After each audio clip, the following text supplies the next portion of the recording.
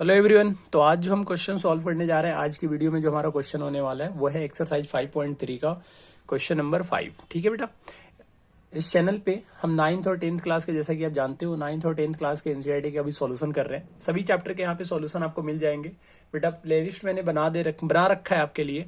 आप वहां पे जाके आप चेक कर सकते हो और एक एक सॉल्यूशन को कर सकते हो। ठीक है, अगर किसी क्वेश्चन में आपको दिक्कत है, और दोस्तों में शेयर कर दिया करो भाई।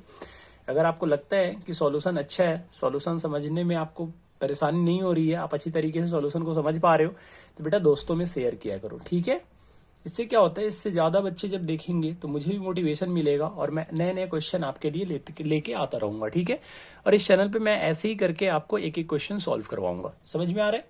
चलो, आज का जो हमारा क्वेश्चन है, पहले उस क्वेश्चन को पढ़ते हैं। क्वेश्चन क्या बोल रहे हैं? The first term of the AP is 5। First term 5 है। फर्स्ट टर्म का मतलब तो आप लोग जानते हो बेटा, इतना तो आपको पता है कि फर्स्ट टर्म का मतलब होता है ए, और ए का वैल्यू है 5। ठीक है, अगर आप एसएन तक पहुंच चुके हो, सम ऑफ एन टर्म तक 5.3 तक पहुंच चुके हो, तो बेटा बेसिक तो आपको एपी का पता होगा।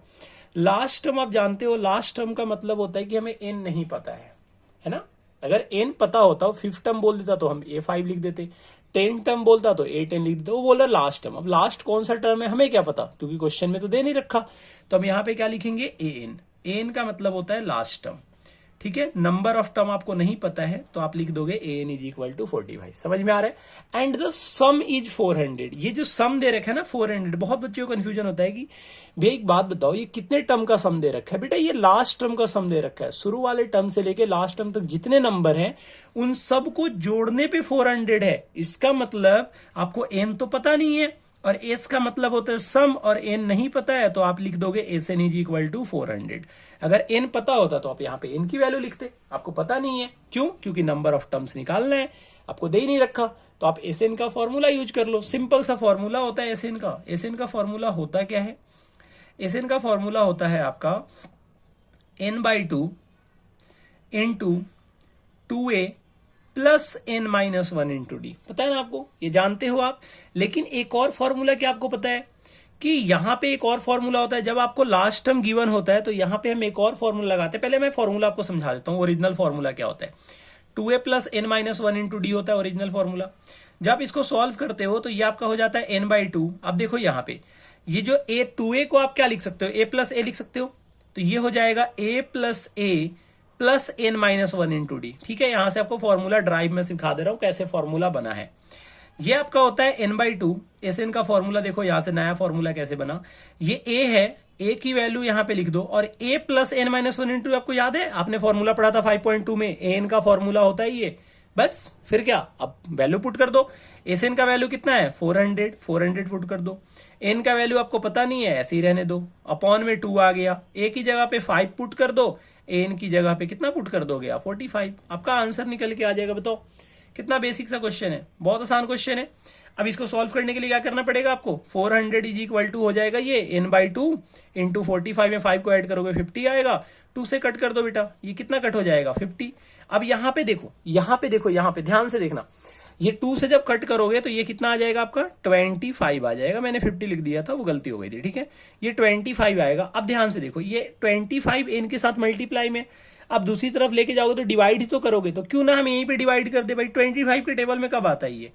अगर आपको 25 के टेबल में नहीं पता तो 5 से डिवाइड करो भाई। 5 से ये 5 आएगा, और ये 5 से ये 80 आएगा। फिर अब जब 5 से डिवाइड करोगे तो ये 16 आएगा, और इधर की तरफ आपका 16 आ गया, और दूसरी तरफ क्या आ गया आपका n। बेटा मैंने कुछ नहीं किया है, आपको अगर ऐसे नहीं समझ में आ रहा है, आप इसको डिवाइड में लेके जाओ और फिर 25 से 400 को डिवाइड कर दो, आंसर आपका 16 ही आएगा। ठीक है, निकल के।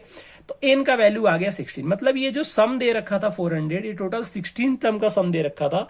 1 से लेके 16 टर्म को ऐड करने पे आपका 400 आ रहा था, और लास्ट टर्म का मतलब होता है टोटल उसमें टर्म 16 थे। ए 16 का वैल्यू दे रखा था। कॉमन डिफरेंस पूछ रहे हैं बेटा। कॉमन डिफरेंस के लिए आप एस एन की फॉर्मूले क्यों पुट करोगे? आप एन के फॉर्मूले पुट कर दो। मैं ऐसा क्यों बोल रहा हूं? क्योंकि एन का फॉर्मूला आप आसानी से लिख सकते हो। एन का फॉर्मूला होता क्या है? एन का फॉर्मूला होता है ए प्लस n-1 इंटू डी। ए प्लस n-1 इंटू डी। अच्छा, एन का वैल्यू कितना आ गया? 16। मतलब ए 16 का वैल्यू कितना दे रखा है? 45। तो 45 पुट कर दो। ए की जगह पे ए की वैल्यू पुट करो, प्लस ये एन की जगह पे 16 पुट करोगे, 16 - 1 आएगा 15 आएगा, और ये हो जाएगा आपका 15 डी। 45 है, +5 इधर जाएगा तो -5 आएगा, तो 45 में से 5 को माइनस करोगे तो कितना आ जाएगा 40। 40 इज इक्वल टू कितना हो जाएगा आपका 15D। जब आप इसकी वैल्यू निकालोगे तो D का वैल्यू आ जाएगा 40 अपॉन में 15। जब आप इसको कट करोगे 5 के टेबल में 5 8 जा 40, 5 3 जा 15। ठीक है भाइयों, तो क्या आ गया आपका D is equal to 8 upon में 3। 5 8 जा 40, 5 3 जा 15, 8/3 आ गया। तो D का वैल्यू कितना आ गया 50 आ गया। यही तो आपसे पूछ रहा था। आपसे क्या पूछ रहा था, आपसे पूछ रहा था n का वैल्यू और d का वैल्यू। आपने n का भी वैल्यू निकाल दिया 12 और d का भी वैल्यू निकाल दिया, और यही आपका सॉल्यूशन था। उम्मीद करते हैं बेटा आपको सॉल्यूशन समझ में आया होगा। ऐसे ही आपको सॉल्यूशन सारे समझ में आ रहे हैं, मेरे पढ़ाए हुए चीजें आपको दिमाग में अगर बैठ जा रहा है, कंसेप्ट अगर समझ में आ रहा है, तो बेटा एक काम करना है आपको, एक गुजारिश है आपसे, वीडियो को लाइक कर देना, चैनल को सब्सक्राइब कर देना, और हाँ दोस्तों में शेयर जरूर कर देना। ठीक है, इतना तो आप कर सकते हो। ठीक है, मिलते हैं आपसे नेक्स्ट वीडियो में नेक्स्ट क्वेश्चन के साथ। Till then tata bye bye.